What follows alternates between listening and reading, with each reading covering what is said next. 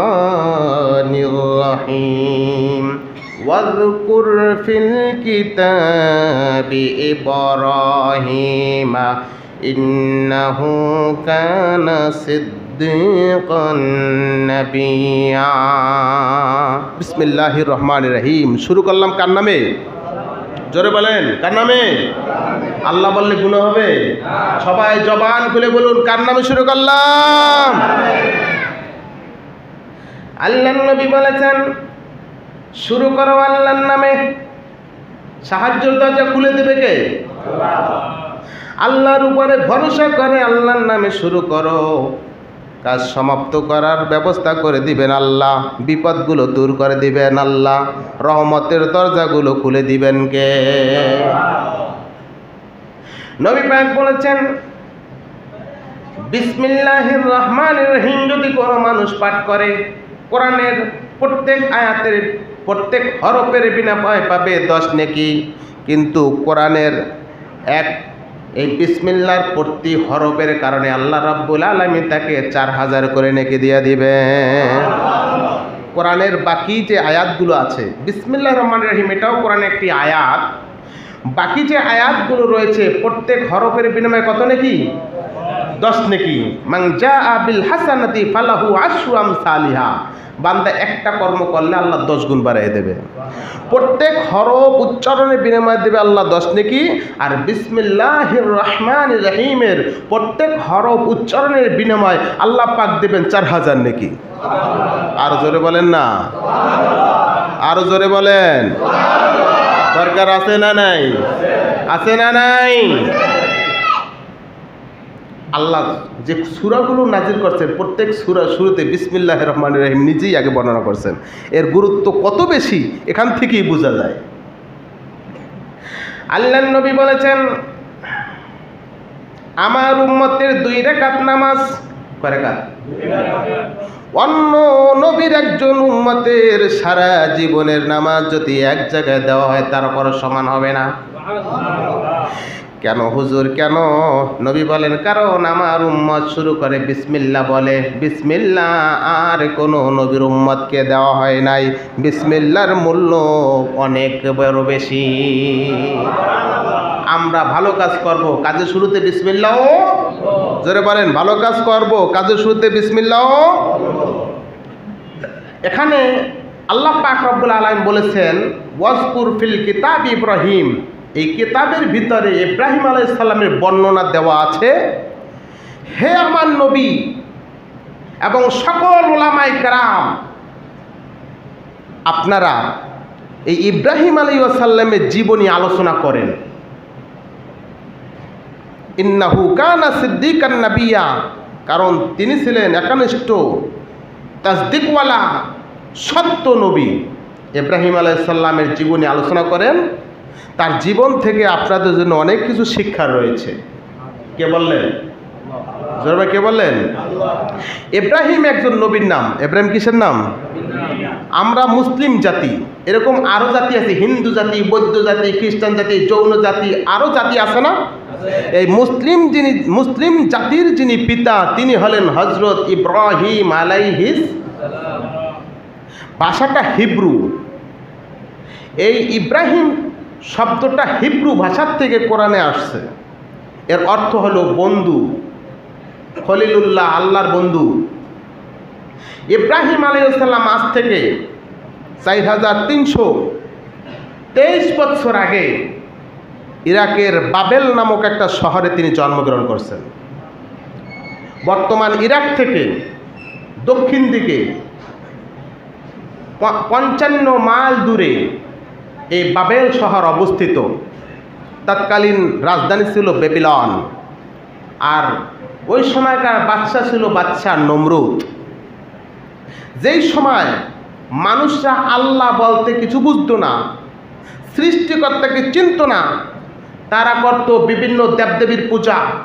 কেউ সূর্যের পূজা, কেউ চাঁদের পূজা, কেউ নক্ষত্রের পূজা, কেউ পাহাড়ের পূজা, কেউ কাঠ দিয়ে মূর্তি তৈরি করে সেই পূজা করত, কেউ পাথর দ্বারা মূর্তি তৈরি করে পূজা করত, কেউ মাটি দ্বারা মূর্তি তৈরি করে পূজা করত।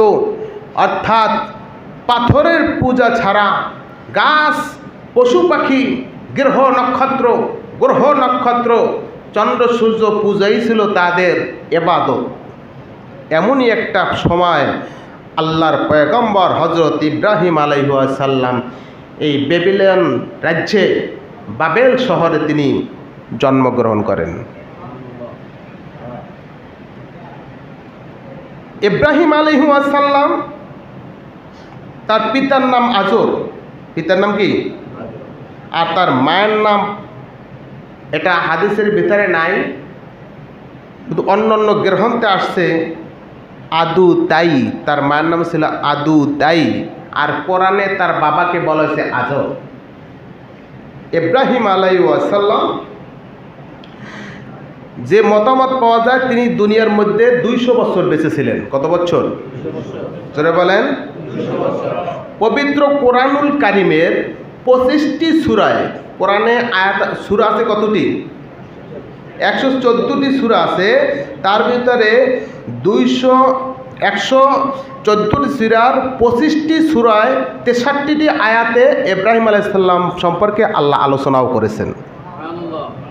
25টা সূরায় 63টি আয়াতে আল্লাহ পাক রব্বুল আলামিন ইব্রাহিম আলাইহিস সালামের বিভিন্ন কথা, দিন প্রচারে তিনি কি কষ্ট করে গেছেন সে আলোচনা আল্লাহ পাক রব্বুল আলামিন কোরআনের মাধ্যমে তুলে ধরেছেন। তাই আল্লাহ পাক রব্বুল আলামিন ইব্রাহিম আলাইহিস সালাম সম্পর্কে বলেছেন, ওয়াজকুর ফিল কিতাব ইব্রাহিম, নবী গো আপনি এই কিতাবে ইব্রাহিম আলাইহিস সালামের বর্ণনা তুলে ধরুন। কারণ ইব্রাহিম আলাইহিস সালামের মধ্যে আপনাদের জন্য, সমস্ত মানুষের জন্য রয়েছে উত্তম আদর্শ। কি আছে? আল্লাহ তাআলা বলেছেন, লাকাদ কানা লাকুম উসওয়াতুন হাসানাতুন ফি ইব্রাহিমা। ইব্রাহিম আলাইহিস সালামের মধ্যে মানুষের জন্য রয়েছে উত্তম আদর্শ। ইব্রাহিম আলাইহিস সালাম যেই সময় দুনিয়ার মধ্যে আসলেন সেই সময় আল্লাহকে আল্লাহ বলে ডাকার মতো মানুষ সেই দেশে ছিল না।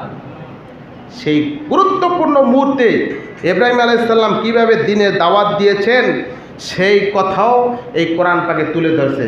রাসূল পাক সাল্লাল্লাহু আলাইহি সাল্লাম যখন দ্বীনের দাওয়াত দিতে শুরু করলেন, সাহাবায়ে কেরামরাও কিছু রাসূলুল্লাহর সাথে দ্বীনের দাওয়াতে বের হতেন, নানান জায়গা যাইয়া নানান নির্যাতনের শিকার হইতেন, মনটা ভেঙে যেত।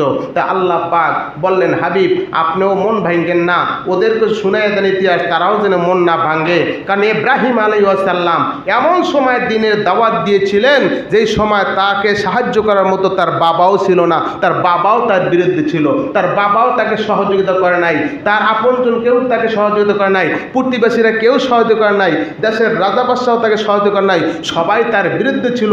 কিন্তু দ্বীনের দাওয়াত দিতে যাইয়া তিনি পিছপাও হয় নাই। তিনি কি দাওয়াত দিয়েছিলেন?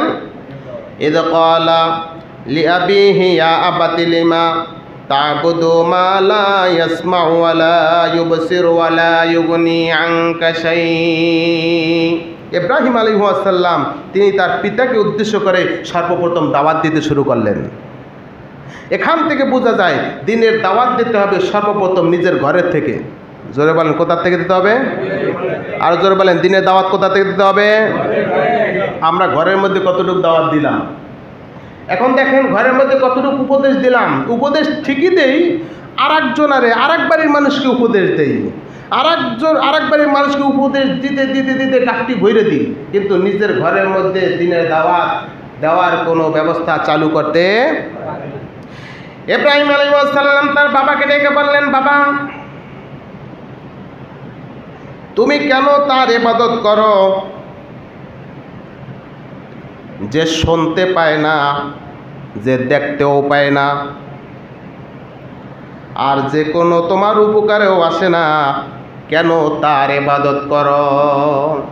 ইব্রাহিম আলাইহিস সালাম জন্মগ্রহণ করছে এমন একটা ঘরে যার বাবা ছিল রাজ দরবারের প্রধান পুরোহিত। পূজা অর্চনা যারা রাজ দরবারে করত তাদের যিনি প্রধান গুরু আজর, সে আজরের ঘরেই তার জন্ম। তাই তিনি প্রধান পুরোহিত এবং নিজ বাবাকে উদ্দেশ্য করে বলেন, বাবা, লিমা তা'বুদু, কেন ইবাদত করো এই পাথর দিয়ে তৈরি করা মূর্তি? এই পাথর দ্বারা তৈরি করে মূর্তি, কাঠ দ্বারা তৈরি করা মূর্তি, মাটি দ্বারা তৈরি করা মূর্তি, যিনি লা ইয়াসমাউ ওয়ালা ইউবসিরু ওয়ালা ইউগনি আনকা শাইআ, যে তোমার কথা শোনে না, যে কিছু দেখে না, কিছু শোনে না, কোনো উপকারেও আসে না, তার কেন পূজা ইবাদত তোমরা করো? ইব্রাহিম আলাইহিস সালাম তার পিতাকে বললেন। তিনি তারপর কি বললেন? ইয়া আবাতি ইন্নী কদ জাআনি মিনাল ইলমি মা লাম ইয়াতিকা ফাত্তাবি'নি আহদিকা সিরাতান সাওয়িয়া। বাবা, হে আমার পিতা, আমার কাছে সত্যের জ্ঞান এসেছে, তোমার কাছে আসে নাই, সুতরাং আমার অনুসরণ করো, আমি তোমাকে সঠিক পথ দেখাবো।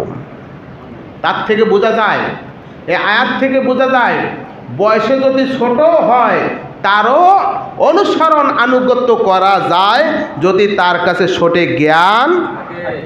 আবু জেহেল তো সেই অহংকারী করেছিল, মুহাম্মদ সাল্লাল্লাহু আলাইহি সাল্লাম আমার বয়সে ছোট, মুহাম্মদ সাল্লাল্লাহু আলাইহি সাল্লাম সম্পর্কে আমার ছোট, আমি কেন তার অনুসরণ করব, কেন তার আনুগত্য করব? সেই অহংকারে জ্বলে পড়ে নিজে শেষ হয়ে গেছে। মানুষের কাছে, সমাজের কাছে, জাতির কাছে এমন নিকৃষ্ট হয়েছে, পৃথিবীর কোনো ধর্মের মানুষই আবু জেহেলকে ভালোও জানে না, আবু জেহেল তার সন্তানের নামও রাখে না। ঠিক কিনা? জনগণ ঠিক কিনা? হিংসা বহুদূরে নিয়ে গেছে। হিংসা তারে, এটা হচ্ছে মন মন্দিরের মূর্তি। এটা কি? মন মন্দিরের মূর্তি।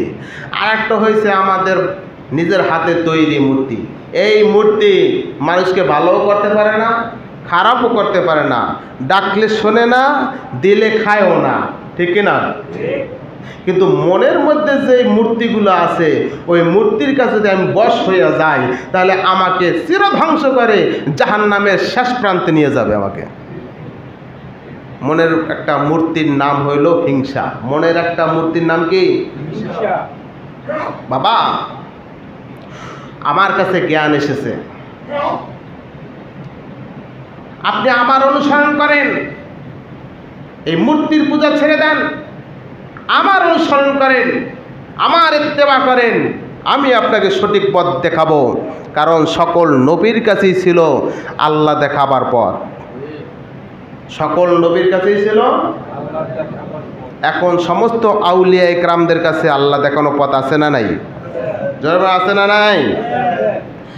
ইয়া আবাতি লা তা'বুদিশ শাইতান ইন্নাশ শাইতানা কানা লির-রহমানি আসিয়া।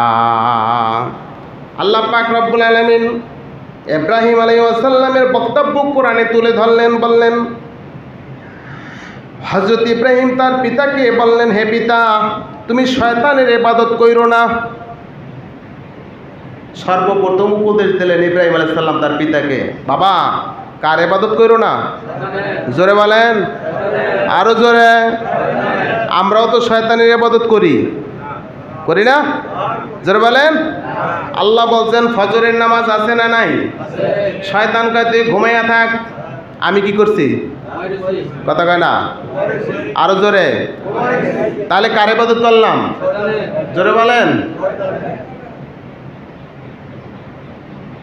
সত্য কথাটা কইতো অনেকের কষ্ট লাগে, কথা কয় না কা? কারণ সত্য কথা বইলা ইব্রাহিম আলাইহিস সালাম দেশ ছাড়ছে, ঠিক না? সত্য কথা বলার কারণে ইব্রাহিম আলাইহিস সালাম, সত্য কথা বলার কারণে আমার নূর নবী যাকে সৃষ্টি না করলে আল্লাহ কিছুই সৃষ্টি করতেন না, তাকেও দেশ ছাড়তে হয়েছে। এই জন্য অনেক মানুষ মুখ বুঝে বন্ধ করে থাকে, মুখ বন্ধ করে থাকে, কাল কইতে আমি না, কথা কয় না কা? বাবা, কেন শয়তানের ইবাদত করেন না? আপনি শয়তানের ইবাদত মন মন্দিরে কাম করো তো লোক মোহাম্মদ মৎস্য আছে, তার পূজা যিনি করে, তাদের অনুগত যারা করে, তারাও শয়তানের ইবাদত করে।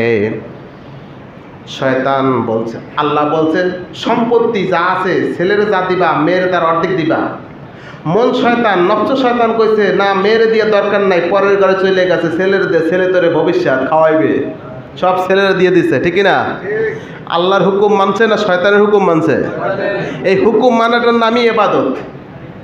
হুকুম মানাটার নাম কি?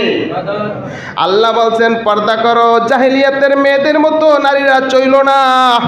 কিন্তু আমাদের অনেক নারীরা এমন ভাবে চলে, শয়তানও লজ্জায় মুখে কাপড় দেয়, আছে না নাই? কার ইবাদত করলো? আল্লাহর হুকুম অমান্য করে যেটাই করবে সেটাই কার ইবাদত? আল্লাহ বলছে ওজনে ভেজাল দিও না, কিন্তু ব্যবসায়ীরা নানা কৌশলে ওজনে ভেজাল দেয়, তাহলে শয়তানের ইবাদত করলো। আবার আজান শুরু হইলে মসজিদে এসে আল্লাহু আকবার বলে দাঁড়াইয়াও যায়, আছে না নাই? এবিও আছে, হেবিও আছে, এধার ওধার দু ধার্মে আছে। দুই নৌকায় পাড়া দিলে কি হবে? হ্যাঁ, কাম সারা। বাবা তুমি শয়তানের ইবাদত করো না, ইন্নাশ শাইতানা কানা লিররহমানি আসিয়া, কারণ শয়তান আল্লাহর অবাধ্য, শয়তান আল্লাহর অবাধ্য, শয়তান আল্লাহর অবাধ্য, আমরা আল্লাহর বান্দা, শয়তান আমাদের অবাধ্য। যার সাথে আল্লাহর সম্পর্ক নাই তার সাথে আমাদেরও সম্পর্ক থাকার কথা ছিল, কিন্তু সম্পর্ক আছে না নাই? আল্লাহ বলছে কারো দোষ ত্রুটি বর্ণনা করো না, দোষ ত্রুটি বর্ণনা করলে কষ্ট পায় আমার আল্লাহ। কিন্তু চার দোকানে, অমুকানে, সমকানে, রেল স্টেশনে মানুষের বদনাম চর্চা আছে না না? নিজের ঘরের খবর লয় না, এরকম নিজের ঘরে কি হইতেছে তার কোনো খবর নাই, আরেকজনের দোষ চর্চায় ব্যক্তি ব্যস্ত আছে, আছে না নাই? শয়তান হলো আল্লাহর অবাধ্য। বাবা এই শয়তানের ইবাদত কইরো। ইয়া বাতি ইন্নী আখাফু আইয়াম, ইয়া বাতি ইন্নী আখাফু আইয়ামাসসাকা আযাবুন মিনার রহমান ফাতাকুনা লিশ-শাইতানি ওয়ালিয়া।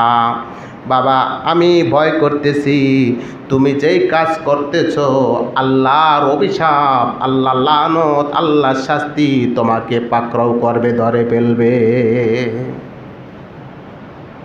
দেখেন না মুসিবত আয় না দেশে, কথা কেন গা? আমার মনে হয় আমার যতটুকু জানা আছে বাংলা স্বাধীন হওয়ার পর থেকে এই বছর যে গরম পড়ছে আর জায়গায় জায়গায় মৌলবীরা যেই নামাজ পড়ছে এরকম বাংলাদেশে মনে হয় আর হয় নাই। কি বলেন? এক ঈদগায় যে কয়বার যার নামাজ হইল আল্লাহই জানে, কথা কেন গা? ওহাবিরাও পড়ে, সুন্নিরাও পড়ে, সবাই পড়ে, মুসল্লিও পড়ে, কিন্তু বৃষ্টি আর আয় না, কথা কেন গা? মুরব্বীরা আগে বলছে ঘুঘু ডাকলে রোদ ওঠে, ঘুঘু ডাকলে রোদ উঠে। আগে তো বৃষ্টি শুরু হয়েছে, তো হয়েছে 7 দিন 12 দিন 13 দিন, এরকম দেখছেন আপনারা, কথা কেন গা? আমি তো দেখছি বৃষ্টি শুরু হয়েছে তো হয়েছে, আর থামে না। 14 দিন 15 দিন 17 দিন চলে গেছে, এরকম গেছে না নাই? এখন 10 মিনিটের বেশি। এই 14 দিন পরে যখন ঘুঘু ডাকতো তখন মুরব্বীরা বলতো ঘুঘু ডাকছে এখন রোদ উঠবে, আর ঘুঘুও ডাকে না, রোদ তো উঠছে তো উঠছি ইন্ডিয়া। আগে মৌলবীরা দোয়া করতো বৃষ্টি আসতো, এখন আর আসে না, মুসলিমের সমালোচনা করে, আছে না নাই? আরে আসবে কেমনে? ইমাম সাহেব তো ঠিকই আছে, পিছনে যে মুসলিমরা দাঁড়াইছে তারা যে কত কোয়ালিটির, কেউ সুদখোর, কেউ ঘুষখোর, কেউ পরের হক নষ্ট করছে, কেউ বড্ড মাই রেখেছে, কেউ ভাইটা মাই রেখেছে, কেউ বুনিরা মাই রেখেছে। এইবার আল্লাহরে আল্লাহ করে ডাক দিলে আল্লাহ কি এত হস্তা? তওবা ছাড়া ডাকলে ইব্রাহিম আলাইহিস সালাম 20 বছর বয়স যখন, তখন তাকে আগুনের মধ্যে ফেলাইছে। কত বছর বয়স? জোরে কর না, কত বছর? আগুনের মধ্যে 3 দিন 3 রাত ছিলেন এবং আরামে এসে খাওয়ানোর ব্যবস্থা করছে কেডা? VIP guest. এই কঠিন পরীক্ষা আগুনের মধ্যে পড়লো, কারো সাহায্য চায় নাই, যার দিকে তাকিয়েছিলেন তিনি হলেন আল্লাহ। খুশি হইয়া এই 20 বছর বয়সে তাকে নবুয়তি দান করছেন, শ্রেষ্ঠ সম্পদ নবুয়ত। সুবহানাল্লাহ বলে না? আগুন থেকে বাইরে বেড়ায় কয় আল্লাহ সারা সময় দেখলাম, জীবনভর দেখলাম সন্তান বিপদে পড়লে বাবায় দৌড়িয়ে আসে সবাই আগে, ঠিক না বলেন? বাবাই সবার আগে দৌড়িয়ে আসে, কিন্তু আমি যখন বিপদে পড়লাম আগুনের মধ্যে ফালাইতেছিল তখন দেখি আমার বাবায় রশি ধরে টানতেছে আমার ফালাবার জন্য, সবের আশায়। কিসের আশায়? সবের আশায়। তাহলে বাবাও আমার এখন আপন আর রইল না। তারপর ভাই বেড়া তার পাড়া প্রতিবেশী তো বাত আগের কাতারে। আল্লাহ, তাহলে মনে হয় সন্তান মনে হয় বাবার জন্য বেশি আপন হয়, কারণ আমার দরদ তো আমার বাবার জন্য আছে, বাবার তো আমি উপদেশ দিয়েছি। তাহলে আমার একটা নেককার তুমি সন্তান দান করো, ছেলে সন্তান, যে সন্তান আমার সুখে দুঃখে বাপের লাঠিটা, বাপের বোঝাটাকে ধরে। আরে বাবার বেজার বাজারে টাকা কে ধরে? বাবার হাল চাষ যখন করতে যায় বাবার এই নাঙ্গলটা কে ধরে? মায়েরটা কে ধরে? বাবারটা। মা রান্না করতে যায়, ছোট মেয়ে থাকলে সাথে সাথে যায় কিনা? খবর নেননি, পাকড় জানটাননি।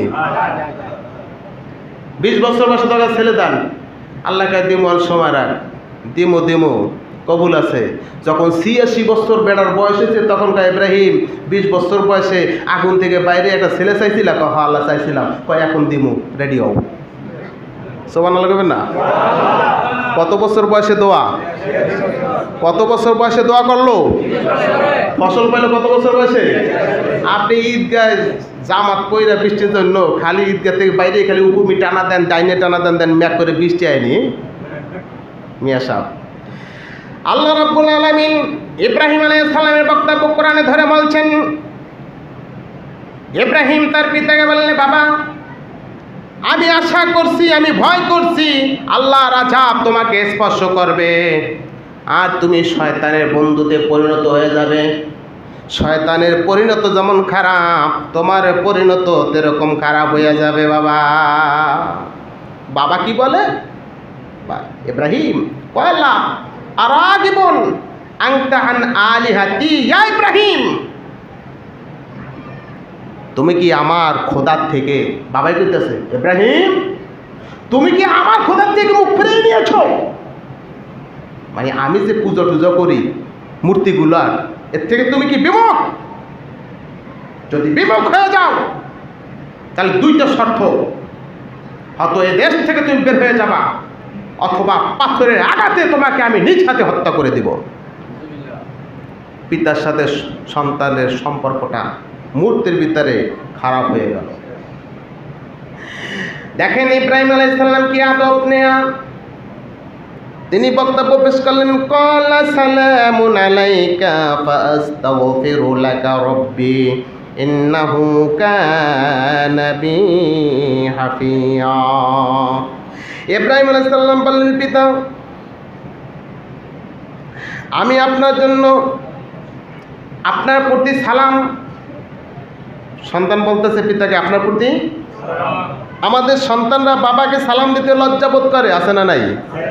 শ্বশুর আর শাশুড়িকে সালাম দিতে লজ্জা লাগে না, কিন্তু পিতার মাতাকে সালাম দিতে লজ্জা লাগে, আছে না নাই? বউ, ঘরের বউ শাশুড়িকে সালাম দিতে লজ্জা পায়, কিন্তু প্রতিবেশী চাচি শাশুড়ি সালাম দিতে লজ্জা বোধ করে না, ঠিক আছে না নাই? বাবারে সালাম দেওয়া যাবে? অনেক বাবাও আছে সন্তানকে সালাম দিতে ইতস্ত বোধ করে, আছে না নাই? কথা বলেন না কা? সালাম দিবেন তো? আর কিছু ইতর আছে রাস্তার পাশে বসে থাকে, সবার সালামের আশায়, আছে না নাই? আছে। ইব্রাহিম আলাইহিস সালাম বললেন, সালামুন আলাইকা, তোমার প্রতি আল্লাহর শান্তি, আর আমি তোমার জন্য আমার রবের কাছে দোয়া করতে থাকবো, দোয়া করব, কারণ আমার আল্লাহ অনুগ্রহশীল, দয়াময়, প্রেমময়, ঠিক কিনা বলেন? আল্লাহ চায় বান্দা তার কাছে ক্ষমা চাক, বান্দা অপরাধের কথা স্বীকার করে আত্মসমর্পণ করবে। আল্লাহ ওয়াদা করেছে আমি তোর জীবনের সব গুনাহ খাতা মাফ করে দিব।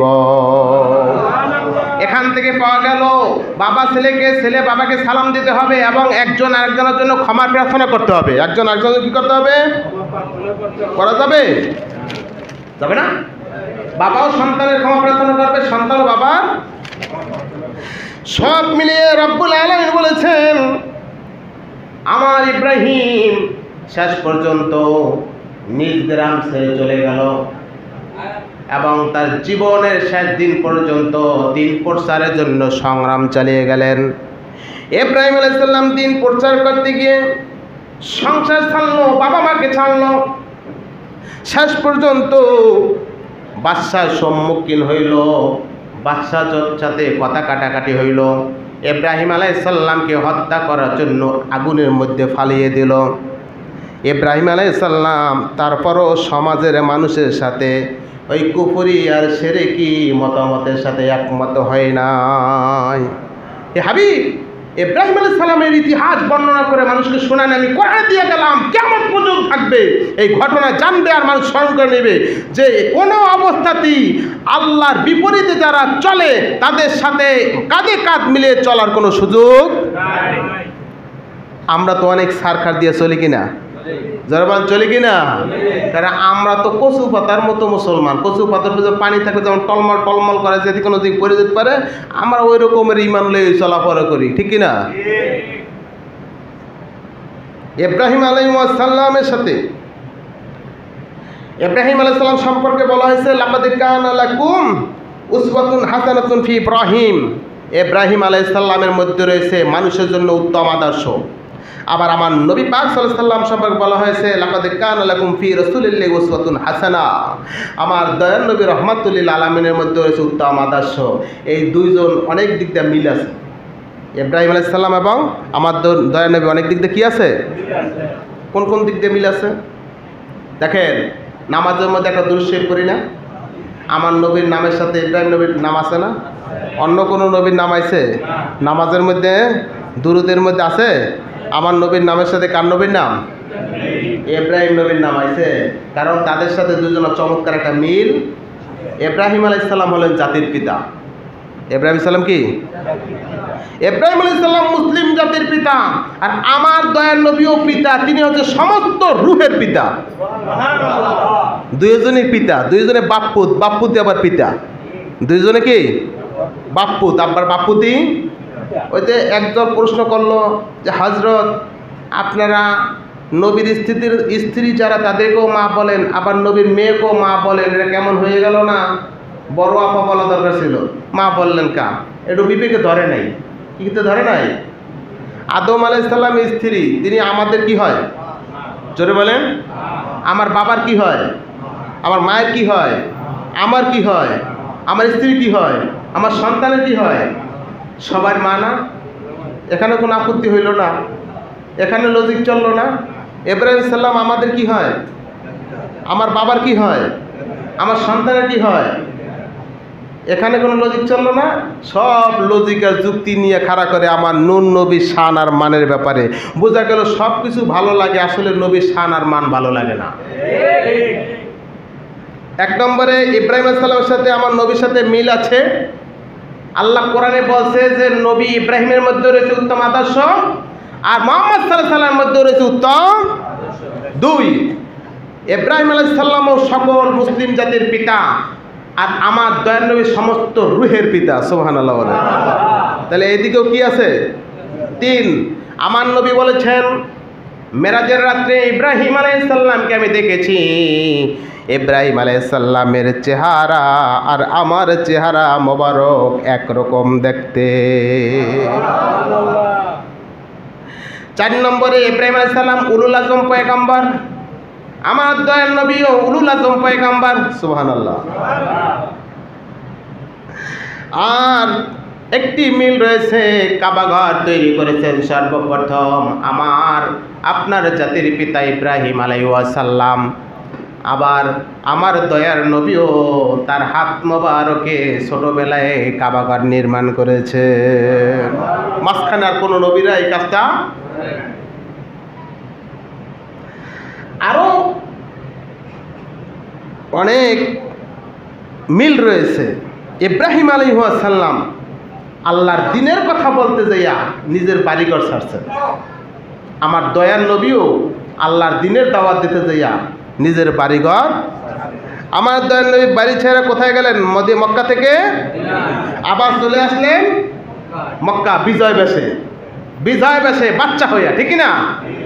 ইব্রাহিম আলাইহিস সালাম বাবেল থেকে বের হয়ে চলে গেলেন ফিলিস্তিন, ফিলিস্তিন থেকে মিশর, মিশর থেকে মক্কা, মক্কা থেকে ফিলিস্তিন, ফিলিস্তিন থেকে বিজয় বেশে আবার বাবেল শহরে ঢুকে গেছে।